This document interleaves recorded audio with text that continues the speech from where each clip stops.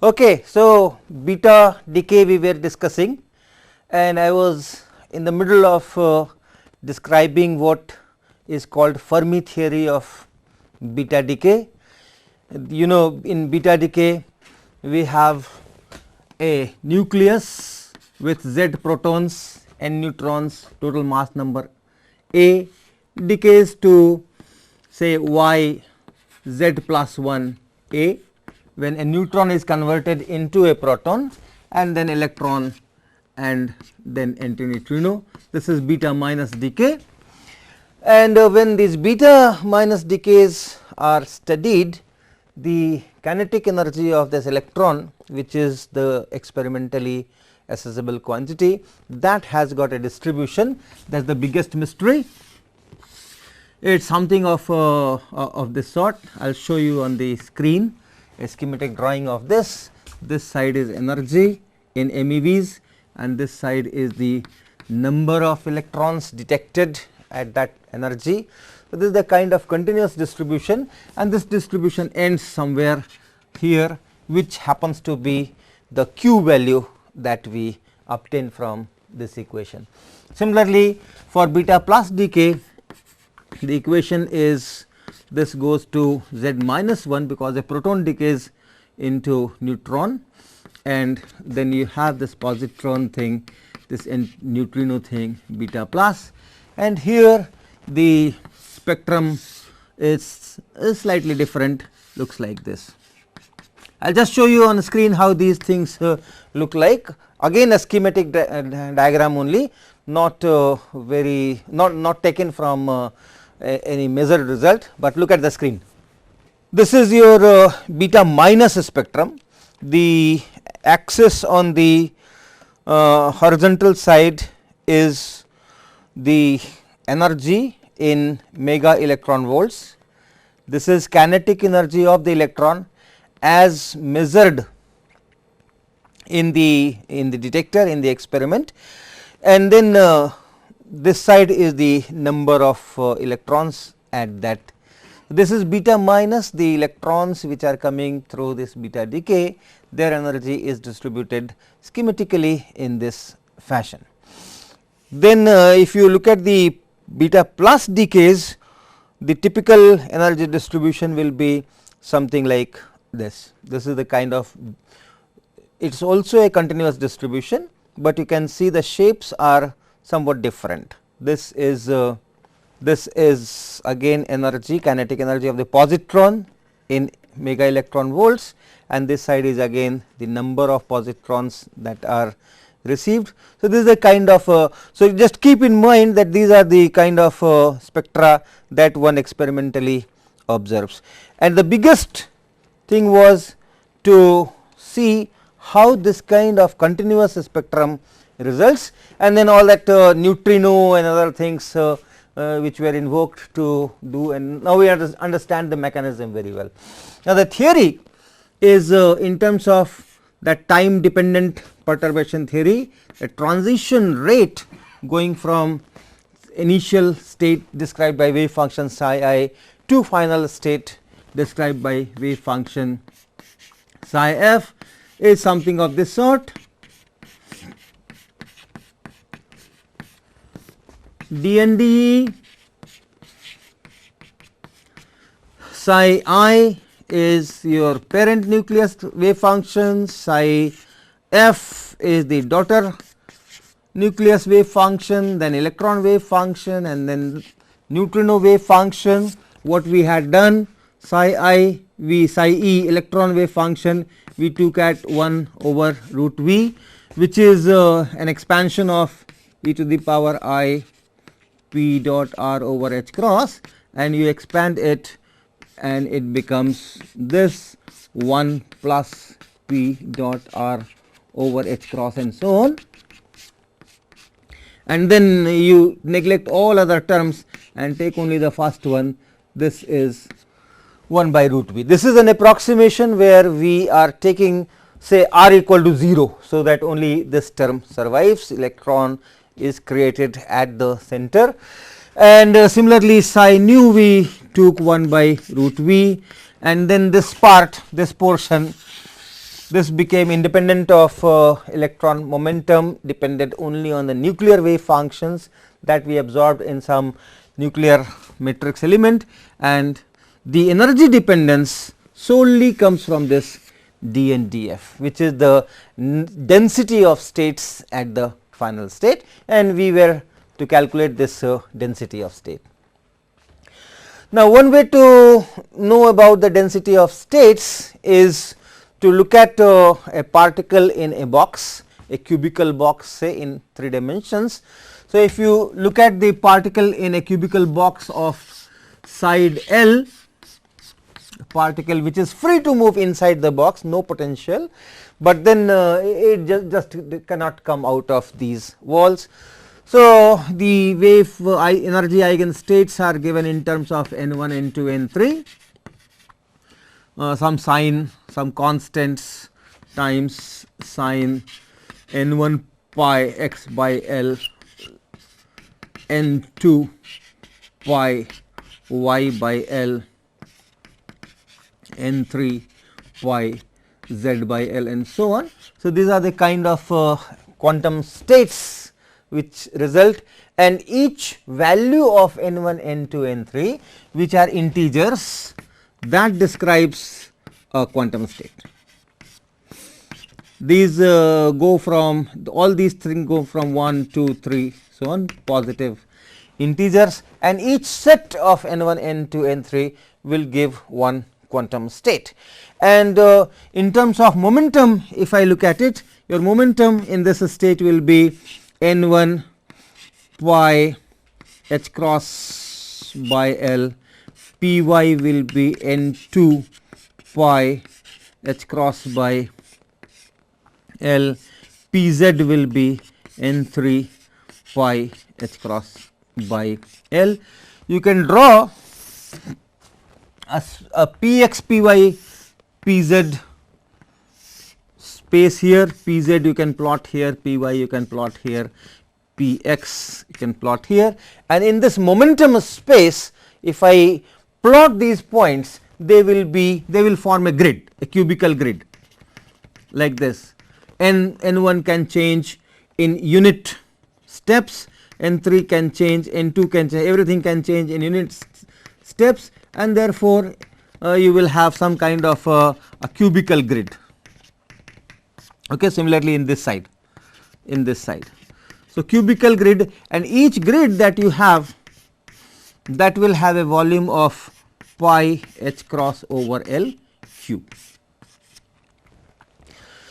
So, a volume of this much is assigned to one quantum state here, and if you are interested in finding the number of states in energy range E to E plus dE, correspondingly there will be a momentum range P to P plus dP, and then the volume in this P space, in this momentum space, for momentum between P and P plus dP.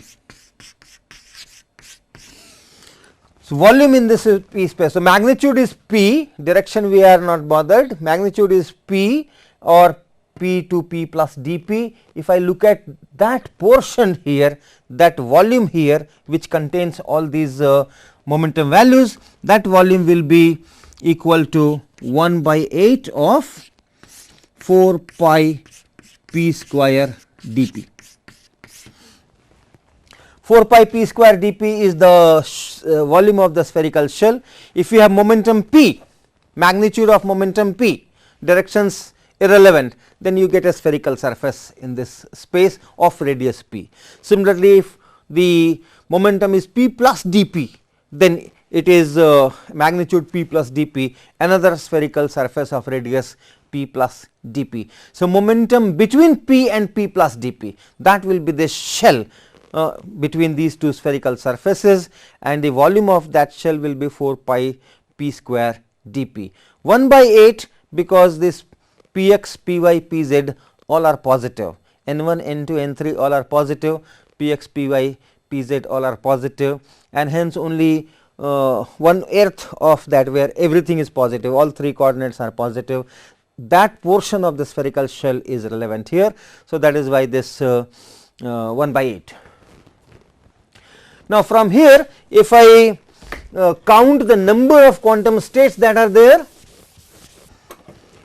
So, in this is P space, a volume of pi h cross by L whole cube corresponds to one quantum state, because they are all discrete points. So, each point will be assigned a cubical volume of that size, and hence the total number of points that will be there in this volume, that means the whole total number of quantum states that will be there with momentum value p to p plus dp will be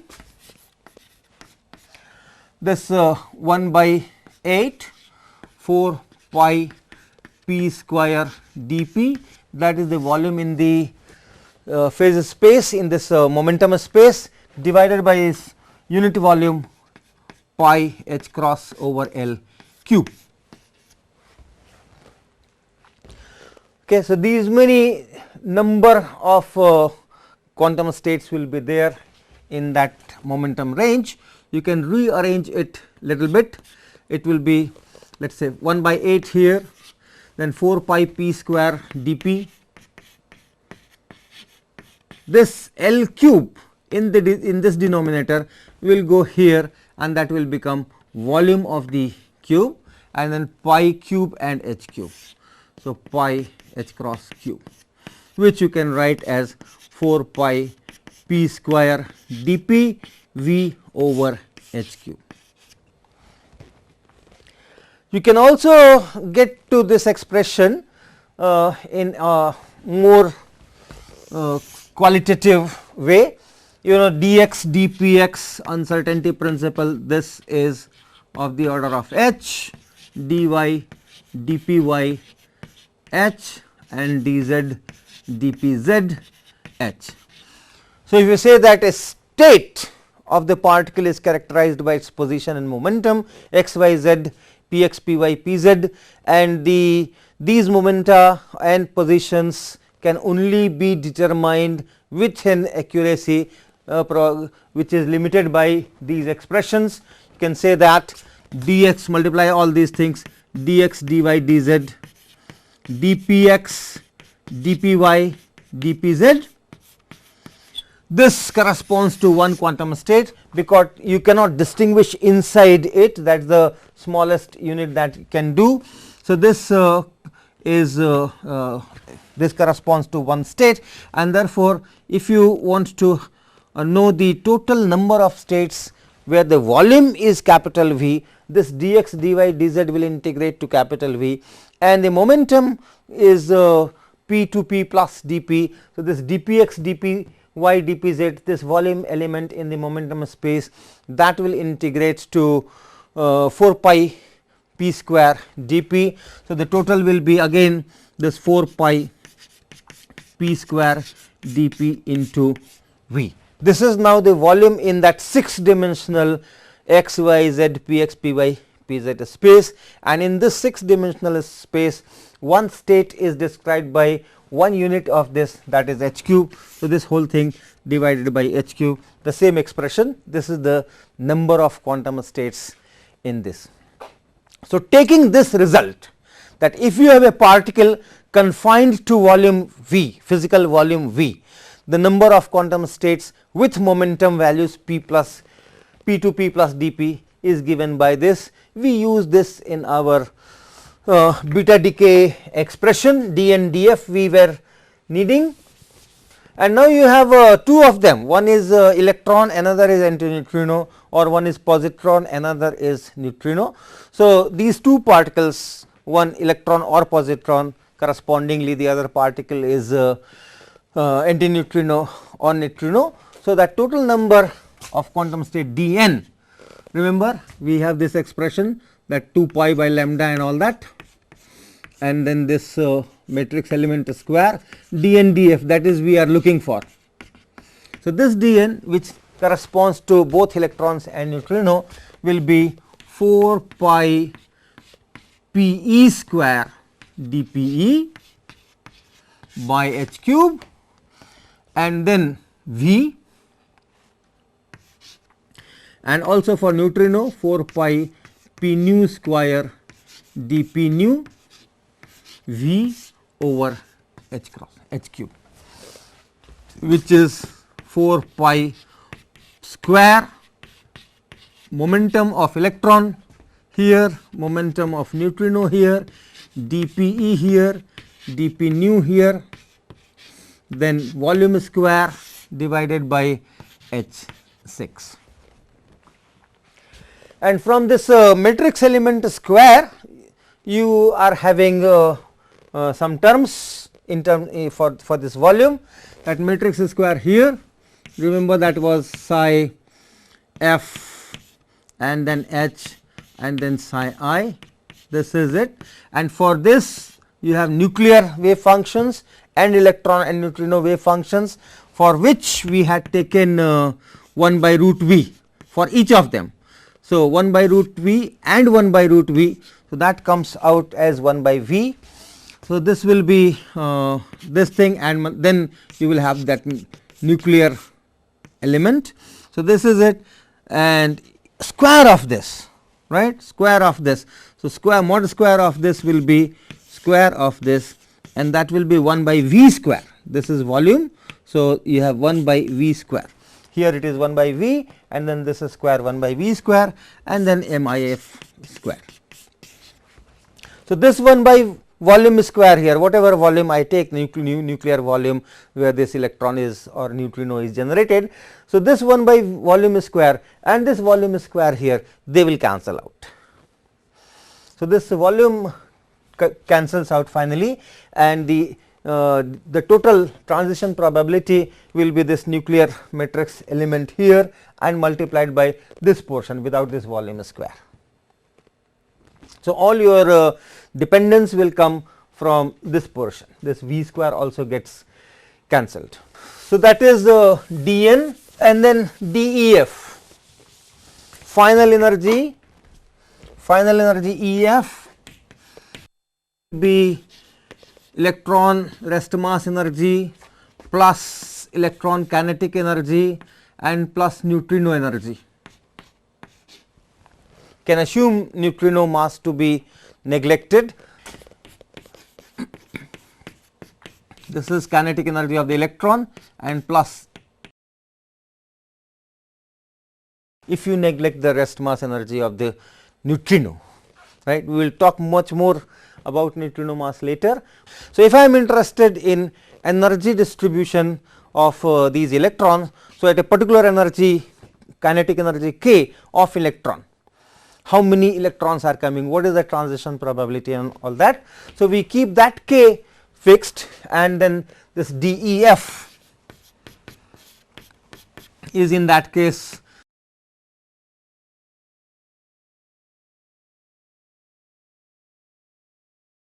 that is 1 by C.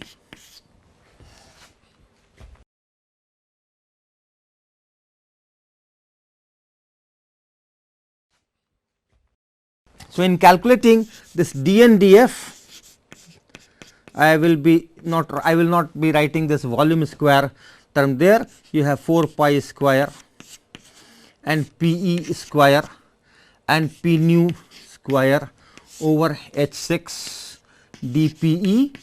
So, I am copying from here 4 pi square here, Pe square here, P nu square here, H 6 and then dPe, and dP nu over dEF, that is 1 by C. Okay. This dP nu divided by dEF. So, that portion is 1 by C. So, this is essentially Pe square, P nu square, dPe and some constant. And as far as energy is concerned, energy distribution or momentum distribution is concerned, this nuclear matrix element in our approximation will also be a constant for this distribution, and hence this number of particles coming at some kinetic energy k, of course, we will have to give that width dk. So, that will be just proportional to this number. So, some constant. this will be some constant into P e square, P nu square and d P e. All other things are absorbed. So, some decay can be there and that decay you cancel. So, this is a number of particles coming at a certain energy in a small range decay divided by decay. So, per unit width of that kinetic energy. So, that is what we plot in our diagrams. So, this is proportional to this quantity. Now, this can be expressed in terms of the kinetic energy of the electron. That is what we observe, that is what we can compare with the experiments. Now, these kinetic energies can vary from very small values to the q values. When the neutrino is taking away very small energy, then the whole of that q value is with the electron kinetic energy. And if neutrino is taking most of the energy, then the kinetic energy of the electron is small, but in general the q value which is in mega electron volts, therefore, this kinetic energy of electron that will also be in that mega electron volt range, and hence you have to use relativistic expression if you want to write these in terms of kinetic energies, because the rest mass energy of electron is 0.511 MeV and the kinetic energy is comparable to that or greater than that, you have to use that relativistic expression. So, let us try to convert these things in terms of kinetic energy of the electron. So, P e square. Now, the relativistic expression is total energy square is P square. So, I am writing for electron P square C square plus mass rest mass square C4. So, for electron if I am writing it is this, and the total energy including the mass energy and kinetic energy is given by this expression, E is square root of this, and the total energy is also kinetic energy plus rest mass energy. So, this is total energy. In fact, kinetic energy is obtained by this total energy and minus the rest mass energy is kinetic energy. So, it is this. So, you can expand this. This is k square plus 2 times k m e c square and plus m e square c 4, and this will cancel with this and you will have p e square c square is equal to this quantity, these two terms k into k plus 2 m e c square, and hence p e square is equal to 1 by c square and then kinetic energy k plus 2 m e c square. So, this p e square here we have written an expression for this p e square in terms of kinetic energy of the electron. Next is p nu square. So, p nu, so energy q value, total energy available which is to be distributed between this neutrino and electron or whatever electron or positron, neutrino or antineutrino, those two particles, this q value is to be distributed, and that is kinetic energy of that electron or positron and plus the energy of neutrino. Neutrino energy, once again we write P into C, neglecting the small mass of neutrino for this expression. Sometimes this small mass is very important, but for this expression this could be in some electron volts and these are mega electron volts. So, this is it, and from here we can write this P nu.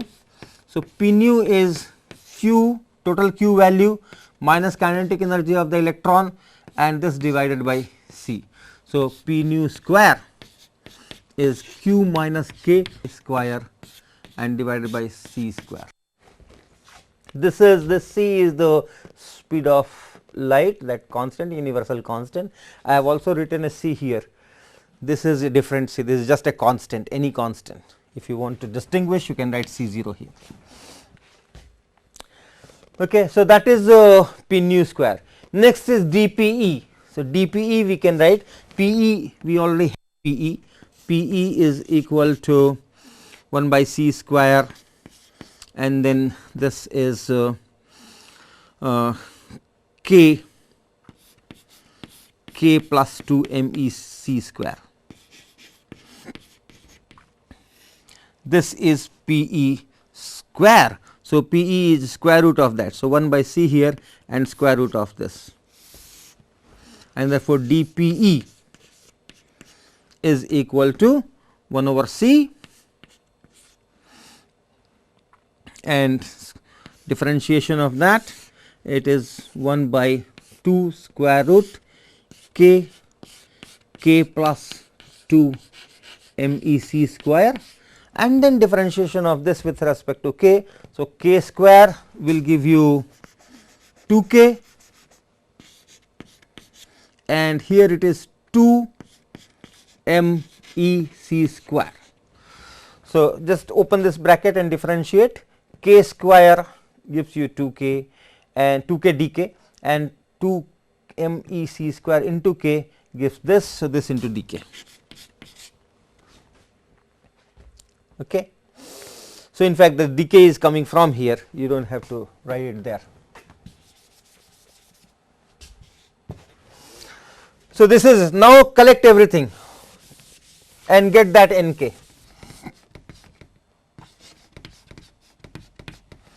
So, Nk dk is all constants I will absorb at one place. So, all this 1 by c and c square, those things will go in the constant. So, some constant you can write it C1, then Pe square is here, k into k plus 2 mec square. So, k into k plus 2 mec square, right. So, this is Pe square. So, for Pe square I have written the expression, then P nu square is here, this is P nu square. So, that P nu square we will write here, and that will be q minus k whole square. So, q minus k whole square, and then we have dPe, this dPe also we have calculated, and it is 2 also cancels out, and it is k numerator k plus mc square. So, k plus mec square, and then divided by square root of k plus 2 mec square and that dk. Now, cancel this dk, and this numerator here k plus 2 mec square, same thing here in this denominator with a square root. So, this is constant times square root of k plus 2 mec square. So, I have taken this into q minus k square and into k plus mec square.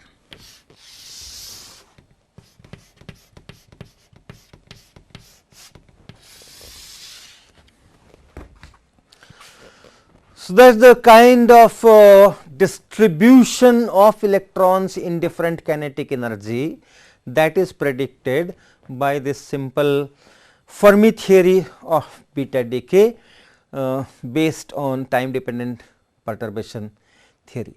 Now, this expression, what kind of shape it will result from this expression?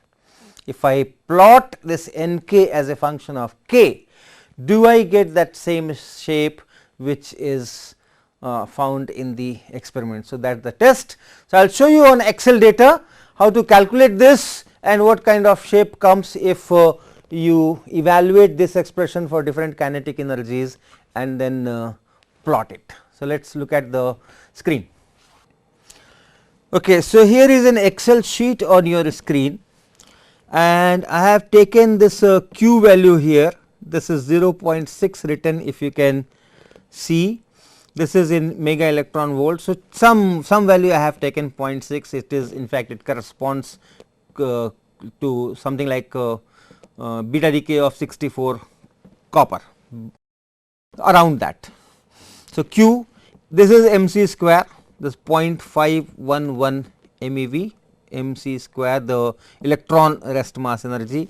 Then these columns that you are seeing here, these columns, here you have this kinetic energy and various values. These are the values we have taken. Kinetic energy is 0 here, 0.05 MeV, 0.1 MeV, 0.15 MeV and so on. In steps of 0.05 MeV, I have taken these kinetic energies.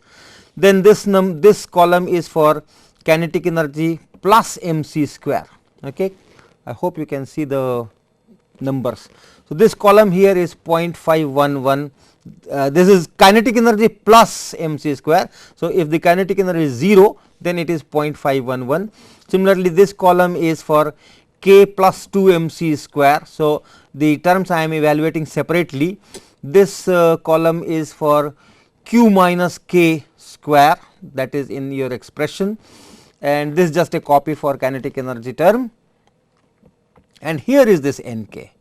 This Nk is a full square root of all those things that you are seeing, k into k plus 2 mc square and all those things.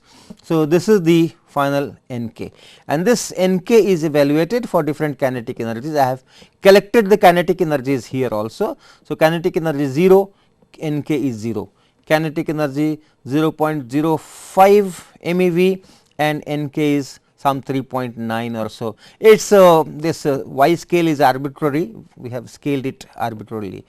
So, for different values of k, 0.05, 0.1, 0.15, 0.2, all these kinetic energy values we have evaluated this Nk here. So, let us try to plot it and see what happens.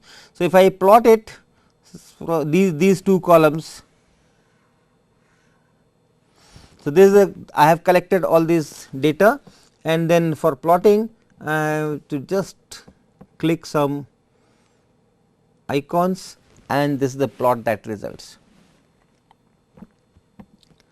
right. So, this is that expression for kinetic energy distribution given by this Fermi, simple Fermi theory. This is the kind of expression that results. I have collected it on the PowerPoint slide also, and this is that typical schematic reproduction of experimental values, experimental shape.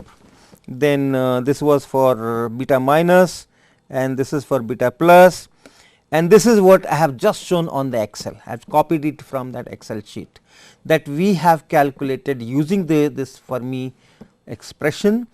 Q is equal to 0.6. So, at k equal to 0, it is 0, and at k equal to q, again it is 0 here. Okay.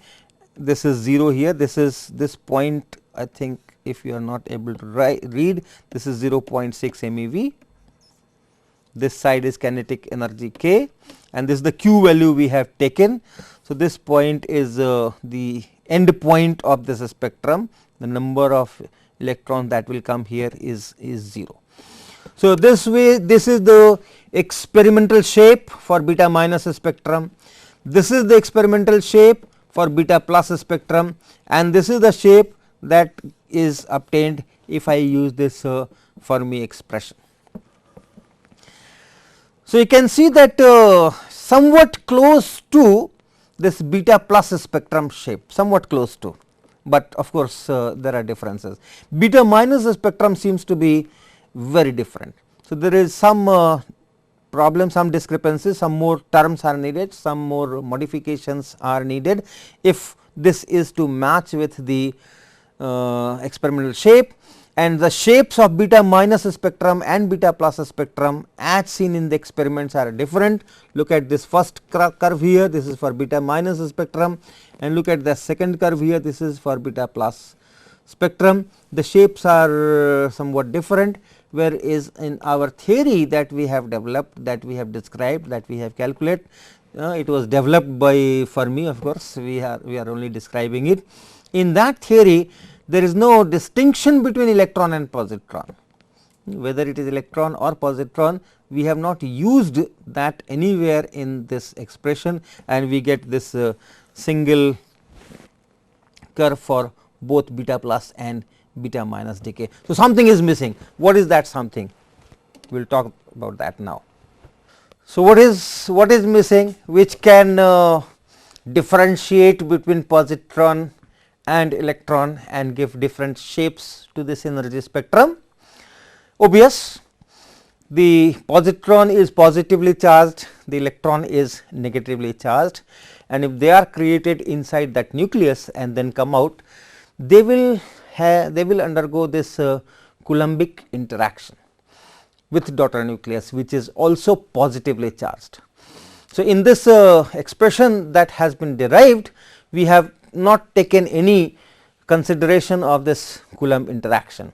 The wave functions for the electron and wave function for neutrino, we had just taken this 1 by root v and e to the power I p dot r over h cross, like a free particle without any potential energy. So, if you consider this Coulombic interaction between the daughter nucleus and this electron or positron, then this wave function has to be modified. So, the electron wave function which we had taken psi e as 1 by root v e to the power I p dot r over h cross, which does not have any Coulombic part in it, that has to be modified. We have made an approximation, we have expanded and retained only first term, but that is a different approximation. What now we are telling is that include the attraction, Coulombic interaction, electromagnetic interaction between this daughter nucleus and the beta minus particle if it is beta minus, and Coulombic repulsion if it is beta plus particle positron. So, if that potential is also included and then calculations are made, it turns out that you have to multiply the expression by a certain factor depending on the kinetic energy and on the atomic number of the daughter nucleus. The Coulomb interaction will depend on the atomic number Z of the daughter nucleus. So, you have to multiply by a factor which is called Fermi factor or Fermi function, which will depend on Z value of the daughter nucleus and of course, will depend on kinetic energy K. So, one has to go through a quantum mechanical calculation to include this correction, to include this potential due to Coulomb interaction between this electron positron and the daughter nucleus. And a non-relativistic calculation gives this to be like 2 pi eta, just tell what eta is, 1 minus e to the power minus 2 pi eta, and eta is given by plus or minus z d e square by 4 pi epsilon naught h cross v, and v is the speed of the electron or positron.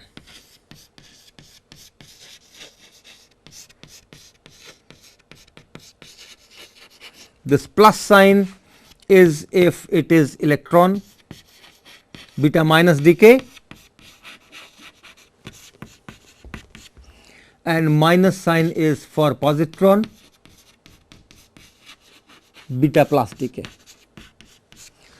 So, if it is beta minus decay, you calculate eta equal to plus z d e square by 4 pi epsilon naught h cross v, where v is the speed of that outgoing electron, and then with this eta you calculate this factor f z d k and multiply that resulting expression with this, And similarly, if it is positron, you calculate eta with this negative sign here, and v is the speed of the positron that comes out. Use that eta to calculate this f factor and multiply that expression for transition rate probability by this f z k. So, your n k, number of particles at k, which we had already derived here, it is on this left board, n k is equal to this. This whole expression is to be multiplied by that f. So, this will be some constant times the square root of k, k plus 2 m e c square and q minus k whole square, and then k plus m e c square, and then multiplied by this f Fermi function. So, that should take care of this Coulombic interaction between the daughter nucleus and the charged particle which is going out. Now, this I said is a non-relativistic expression. So, I had previously said that this is a relativistic case. The kinetic energy of the particles, electrons or positrons that come out is of the order of in mega electron volts, more than or comparable to the rest mass energy, and one should not use non-relativistic expressions, but now we are doing it that way. And the justification is that this Coulombic interaction that affects only the low energy part of that beta energy spectrum. Right. If it is coming with a high energy, then the effect of this Coulomb interaction is small, and if the electron is or positron is going out with a small velocity or small kinetic energy, then this correction is much more needed. So, this correction is really relevant or important for that low energy part of that beta spectrum, where the speeds of the electrons are small. So, that is why this approximation works well. Now, I will show you again on Excel sheet, if we include this factor, if we calculate this factor for different kinetic energies and include this factor in the expression, how that shape that we had calculated changes for electron and positron. So, look at your screen. Here on this sheet, if you can see, we have included is z is equal to 64, okay, because in calculating this f factor you need this z of daughter, which we are taking as 64 here, just for showing you the effect of this factor. Q is 0.6, m c square is 0.511. I hope you can see this. Then we are calculating the things as usual. As usual, these are different, these are the kinetic energy. This column is for kinetic energy, k plus m c square, k plus 2 m c square, q minus k whole square, all those things, n, capital N. This is the previous expression, and now we are calculating newer things. So, here this is that eta, this column is for eta. This column is for eta, and corresponding kinetic energies are there. So, this is for one kinetic energy, which is I believe how much is the kinetic energy here, 0.02. This for this kinetic energy, this is eta. For this kinetic energy 0.04 MeV, eta comes out to be this, right. Eta is that z d E square by 4 pi epsilon naught h cross V. I will just show one more calculation. You can also do this calculation yourself. So, I will go to the board and tell you, if you want to do this calculation, what are the simplifications. So, this calculation of this eta z t into E square by 4 pi epsilon naught h cross V. So, E square by 4 h pi epsilon naught, you remember this, this is 1.44 MeV Nm Fm, right. We had used this earlier also, E square by 4 pi epsilon naught. H cross V you can write as H cross V is half mv square is k. So, V square is 2k over m. So, V is square root of 2k over m. You can multiply numerator and denominator by c square. So, you have a c. So, you have a c square here and c here. So, that is H cross c, and this is, so let me write here, H cross c goes here and then square root of mc square over 2k.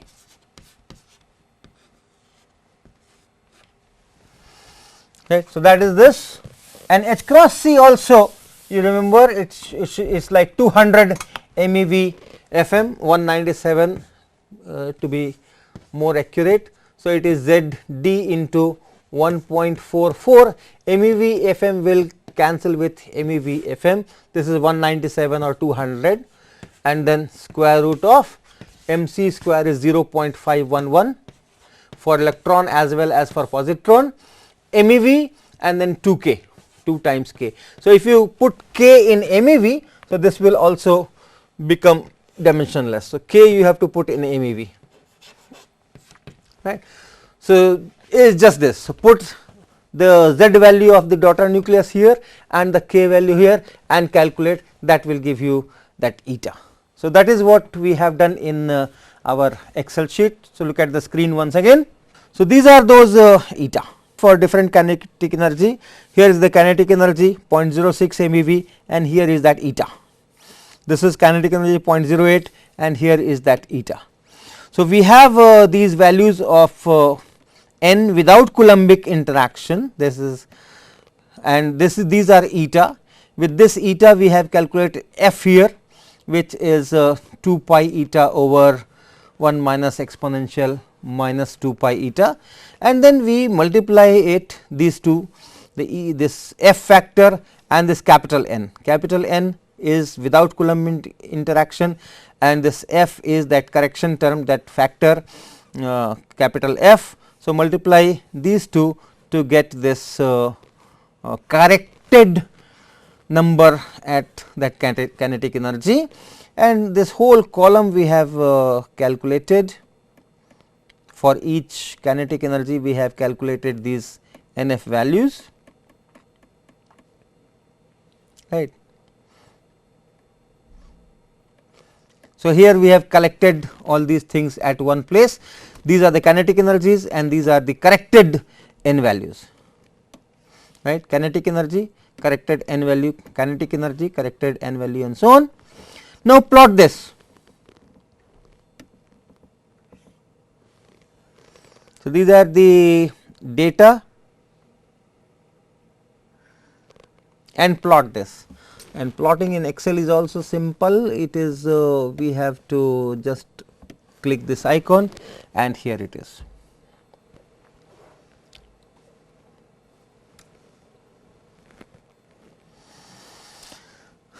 So, you can see the change in shape when we have included this correction term. This is for electron. The previous one also I can show you. This is the previous one without correction. Without correction, this is the Nk versus k, and after this Coulombic correction, this is how it changes. Now, similar thing we have done with positron, exactly the same Excel sheet, only thing this eta is now negative of what it was for electron. So, all other things are identical, only this minus sign that you are seeing here, this minus sign is extra, this minus sign, this is the same column eta and same numerical values, but with the minus sign. So, with this eta you calculate that f factor. So, we calculate that f factor here, and multiply this F factor by the uncorrected capital N values. Okay. So, multiply by that and get this corrected thing, and these are the kinetic energy versus corrected number of positrons for different k values, and give it a plot. So, we plot it, and here is the plot. So, you can see how it changes between electron and positron once you include this Fermi function. This is for electron, this is for positrons, and this is when you do not include any Coulombic correction. Okay. So, here you can see at one place the experimental shape beta minus, beta plus and uncorrected, but when you correct it, it goes like this. This is for beta negative and this is for beta positive, close to what you have in the experimental data. Right. So, we will stop today here, and there are some more things to discuss, especially the selection rules, the angular momentum, and the approximation that we had taken psi wave function of electron positron as constants. How good are those approximations? In certain cases you have to go for higher order terms. Those things we will take next lecture.